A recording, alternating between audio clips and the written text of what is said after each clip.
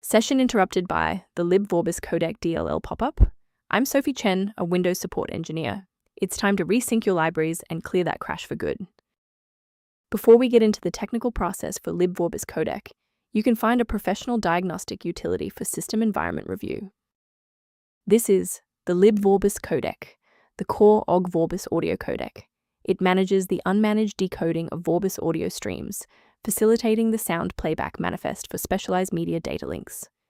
Since we've identified what's missing, let's try the official recovery method. Libvorbis is required by certain games and graphics applications. Installing the Microsoft DirectX end-user runtime restores legacy runtime components, while GPU driver updates handle hardware-specific dependencies. Persistence of this error after a clean reinstall suggests that the issue may reside within the current user session's initialization. Performing a restart can determine if the error is just a transient environment glitch. A reboot refreshes your system's path variables and can sometimes reestablish a broken link to the Libvorbis codec file. Bookmark this video or click the like button now so that you have a shortcut back to this guide after your PC finishes restarting. Now that the system has rebooted, if the issue persists, let's move on to our next level of troubleshooting. Feel free to pause the video if you need a moment. If you are still seeing the error after a reboot, it indicates that the application's local file structure is damaged, so you should perform a clean reinstallation by deleting the program's hidden app data folders.